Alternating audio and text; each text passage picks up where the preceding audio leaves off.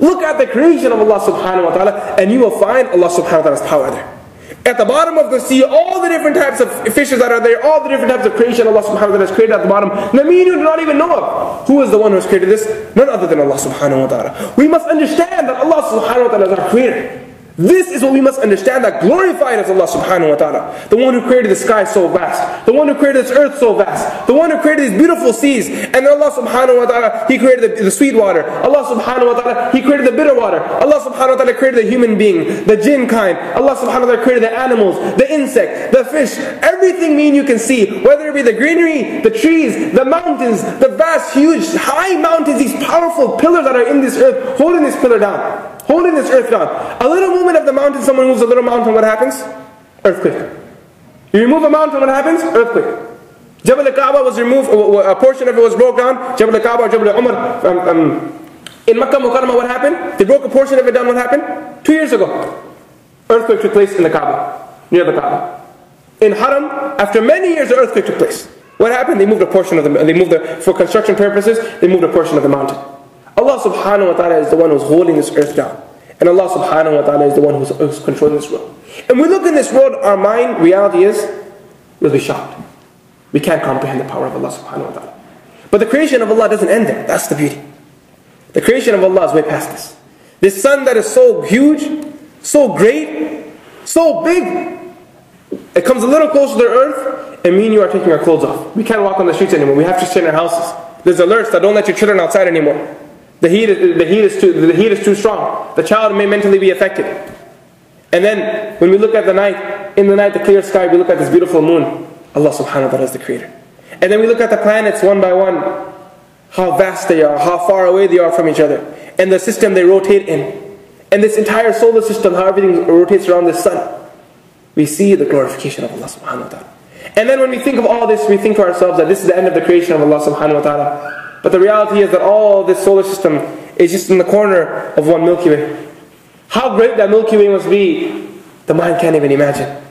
The creator is Allah subhanahu wa ta'ala. And all that lies within this Milky Way, our minds cannot imagine. The creator is Allah subhanahu wa ta'ala. And this Milky Way is a portion of one galaxy. Not that it's a portion of one galaxy. How vast that galaxy must be. Can we imagine the greatness of Allah subhanahu wa ta'ala? And it doesn't end there. Millions of galaxies joined together to create what me and you know as the universe. Can we imagine the greatness of Allah subhanahu wa ta'ala? Allah subhanahu wa ta'ala says, أَمْ خُلِقُوا مِنْ غَيْرِ شَيْءٍ أَمْ هُمُ الْخَالِقُونَ. Were you created from nothing? Or are you the creator? أَمْ خَلَقُوا السَّمَاوَاتِ وَالْأَرْضِ وَلَا يُقِنُونَ. Did you create the earth from the skies? Why don't you believe? Allah subhanahu wa ta'ala is the creator. So once we establish this, that Allah subhanahu wa ta'ala is the creator, and Allah subhanahu wa ta'ala is unique in all of His characteristics, the mind cannot comprehend the power of Allah. We cannot understand one single characteristic of Allah, the qudrat of Allah. It's the qudrat of Allah, the power of Allah. Can we understand that? Can any person sitting here raise their hand and say, I understand the power of Allah? We can't. Because the knowledge of Allah is such, every characteristic of Allah is unique. The knowledge of Allah is such, Allah says, وَمَا تَسْقُطُ مِنْ وَرَقَةٍ إِلَّا يَعْلَمُهَا. Not a single leaf falls, but Allah knows of it. Not a single leaf falls. Comprehend. Think about that statement for a second. Don't let it just fly over your head. Not a single leaf falls, إِلَّا يَعْلَمُهَا, but Allah knows it. And then Hakim Luqman says to his son, يَا بُنَيَّ إِنَّكَ إِنْ كَانَ مِثْقَالَ حَبَّةٍ مِنْ خَرْدَلٍ فَتَكُنْ فِي صَخْرَةٍ أَوْ فِي السَّمَاوَاتِ أَوْ فِي الْأَرْضِ يَأْتِ بِهَا اللَّهُ. That if there is even a grain, a mustard seed, anywhere it may be in the world, it may be at the bottom of the ocean, it may be in a mountain, it may be underneath a rock, wherever it is, if Allah subhanahu wa ta'ala is the one who created it, which is no other than Allah, Allah subhanahu wa ta'ala will bring it in front of Him on the Day of Judgment. And the Prophet sallallahu alaihi wasallam says in the hadith that there was a person who was a very evil man, He committed many sins. In the hadith it comes, أَسْرَفَ عَلَى نَفْسِهِ. He transgressed himself. In one narration it comes like this. And what happens when he was passing away, he hadn't committed any good deeds in his entire life. When he was passing away, he called on his children.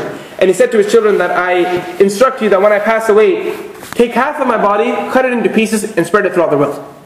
And take the other half of my body and put it into the sea. His children said, why are you doing this? He said, it's because when I stand in front of Allah subhanahu wa ta'ala on the Day of Judgment, I won't be able to answer Allah subhanahu wa ta'ala. The life me and you are living, if we were to die right now, probably me and you would make the same wasiyah.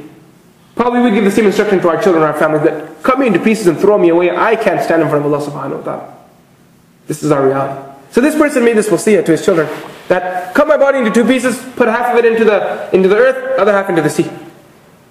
When his children said this, the Prophet ﷺ carries on, when he told this to his children, the Prophet ﷺ, he carries on the hadith saying, that on the day of judgment, Allah subhanahu wa ta'ala, He will tell the earth that gathered this person's body together, and He will tell the sea, gather this person's body together. And once this person's body is gathered together, he will have to come and answer in front of Allah subhanahu wa ta'ala. Allah says in the Quran, in Surah Qiyamah, أَيَحْسَبُ الْإِنسَانُ أَلَّا نَجْمَعَ عِظَامًا. Do you think that Allah subhanahu wa ta'ala is not capable of gathering your bones together? If you believe this world is just a pattern that you live, you're born, you live, you die, and once you die, your bones go into the earth and they disintegrate and and there's no sign of them anymore after a few years. If this is what you believe, Allah says, أَيَحْسَبُ الْإِنسَانُ أَلَّا نَجْمَعَ عِظَامًا. Does the insan think, does the human being think that we will not gather your bones together? Do we forget about the reality that lies after death? Every single person sitting here, how young he is, how beautiful he is, how powerful he is or she is, Allah subhanahu wa ta'ala tells us that one day will come when all this will come to an end. And when that day comes, this body of ours that we have so much pride over, we have pride over our skills, whether it be in lifting, whether it be in shooting, whether it be in soccer, whatever it is we have our pride over. Allah says this body that you have pride over, one day the same body, this lump of flesh will be taken and put into the ground. And when it's put into the ground, the only thing that will remain probably is a little plate on top of it saying that a very good man he was, Hussain Kamani, passed away. That's all it's going to say. And then Allah will see how good of a man he actually was. How many of his deeds were actually for Allah subhanahu wa ta'ala. And this is a reality. No religion can ever denounce this reality. No group can ever denounce this reality. When this person goes into the ground, this is where it starts. This is where he has to answer to Allah subhanahu wa ta'ala. This is where our reality begins. And then when we sit there, when we lie in that grave, you know, the family members are walking away, this person is crying and screaming away, why are you leaving? Don't leave me. Stay with me.